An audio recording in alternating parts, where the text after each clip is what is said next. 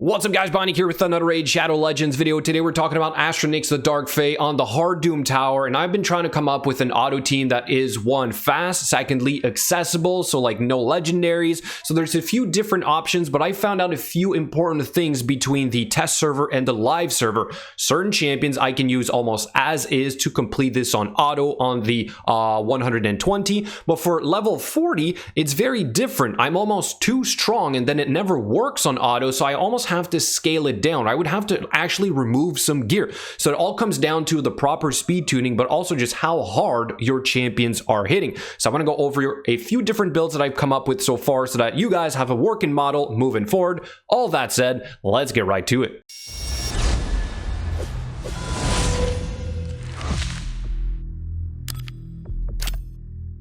So let me first start with a quick shout out to Stu Gaming, because as I was preparing this video yesterday, he released a similar one this morning, right? But he does go over some pretty interesting strategies. My combo is a little bit different though to get to the boss fight and nuke the wave, so I do want to go over that as well. He does use more accessible champions like the Armiger and the Cold Heart. Those can work as well, right? They can certainly work, but the way you're going to scale to floor 120 will obviously really depend on your gear. So my team for floor 120 is all epics and a legendary, whereas floor 40 I can get by with similar champions, right? He does also use other kind of champions later on. I believe he has two Armigers, then one Allure in here, but like the Horden is a really cool concept. I didn't even think of that, where you're gonna have this guy be strong affinity against the enemy Armigers, and then same affinity for the Allure and the Psylar, which makes him excellent at nuking the wave and kind of clearing up that. So if you're able to work with this guy, which was accessible, great. Absolutely, I can't wait, sorry, to see this work on floor 120.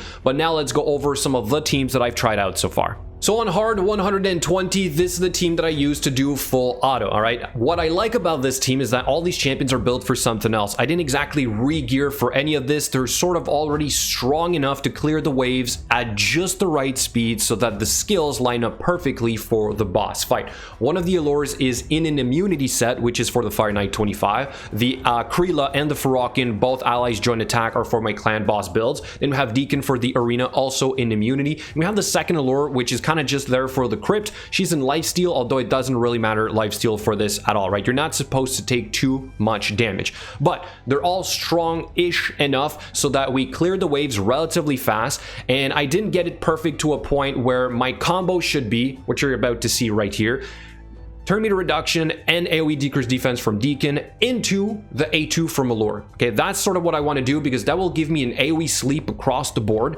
and then this makes it relatively easy to finish off the wave. In this case, I have the second Allure doing her A2 instead, and I've done this by controlling the AI, or the preset of the two Allures. One of them is set to do her A1 as an opener move on the first wave. I block out both of their A3s, and so then when we get to the boss, one of them should have technically their A2 ready to go for that AoE sleep, right? I also had to reduce the speed of one of the Allures because she was a little bit too fast, and that's basically the only modifications that I did to the gear. So here we end up controlling the turn meter perfectly. The boss, I believe, only takes like 1 or 2 turns, which is not the end of the world if you have Ferokin the Fat. So if you're gonna do allies join attack, I would suggest you aim for Ferokin before Krila. The reason for this is pretty simple. You're going to get a HP burn and poisons, right? So if the boss is going to take some turns, that's a great thing. You're going to get a little bit more damage out of this, right? So we don't have, unfortunately, a lot of enemy max HP on this specific build, which means it's fast, but like I can do faster with other champions, even more accessible champions. We can even remove Krila and make a faster team. The problem is my gear might not be good for floor 120. So instead, I tested on floor 40 on the live server with another build that I'll show you in a second, but overall this is the gist of it. So my Deacon into Allure is right now my preferred combo, and again, we want to try and incorporate like let's say Royal Guard, Cold Heart, and Armigers in here to speed this up. But if you can nail this part right there, you should be good to go, right? It makes it really easy to nuke the wave. All right, so let's fast forward to the end here. As you saw, I think we took a hit or two. We do have leech with our Deacon, I believe, so like we're healing, we're getting back to full health. You see right there, and the boss can take up to 3 turns or 4 turns before she ends up spawning all the enemies again, so we should be all right. We're in no real danger of dying, assuming of course you get to the boss fight perfectly set up. That's the big thing that needs to happen, right? So here we are, done in 5 minutes and 6 seconds. As for floor 40, the same team works, but as I explained before, we're nuking the waves too fast. There's a Daywalker also that's reviving in there, which is creating the issue where you get to the boss and your skills are not up at the right time. So because of this, it's a much lower success rate. Am I going to tune for floor 40 if my team works for floor 120? No, that's the whole point of the video. I'm instead going to use different champions for the lower floors and then see if that works a little bit better, and then keep this as is as a possibility for floor 120. All right, so just going to speed this up here a little bit. I will also point out that Farok in the Fat does apply a lot more poisons and decrease defense. Therefore, if she takes a turn, then it's a good thing, right? It's almost a good thing. You just don't want her to take too many turns, or else she's going to respawn the entire team on the opposite side, and then that is going to be an issue. So this run is going to end in roughly 3 minutes, but let's see if we can bring this down even further. So for this team right here, we've removed the Krila Witch Arm, and we've instead put in an Armiger in a good old Relentless set, right? So most players will have this champion, and obviously it is going to be faster because of this. I'm not going to say it's a higher success rate because, again, I'm maybe a little bit too strong with the other champions, okay? So instead here, I'm just trying to shave off some time. If I just have to keep pressing replay to burn my keys throughout the day, I can easily do that. It's still full auto though, so let's fast forward to the boss fight here to see that combo in action once again. So you want that AoE decrease, turn meter, decrease defense, and then you get Allured to go, but she doesn't do her AoE sleep. So if your other champions are relatively fast enough, you can still walk out of this with a trusty Royal Guard kind of nuking the entire wave, right? If you think about it, Royal Guard is strong affinity to 3 of those champions, therefore he's kind of well prepared to nuke that enemy wave, right? So it's also a great way to clear this, and obviously because now we have enemy max HP, it is going to be a lot faster. Like, I'm talking a lot faster. We're shaving off almost a minute on this run, if not more, which is great. So let me fast forward to the end here, and it's going to finish in 2 minutes and 21 seconds. In fact, the other one was like 3 minutes and 40 seconds. So now we're really starting to look at a speed farming team. Finally, my last team, the fastest one yet, uses Cold Heart and Armiger and Royal Guard, right? So we have more enemy max HP, we have relatively enough turn meter control, but this is only for floor 40 so far. So I did not really try to tune this for 120, as I suspect it's going to be really hard to get this to work, okay? The speed requirements are much higher. My Allure is at like 170 speed. I would need like close to 240, 220, something of the sort, right? So I'm not going to say very scalable, but at least we're starting to be down the lines of speed farming, okay?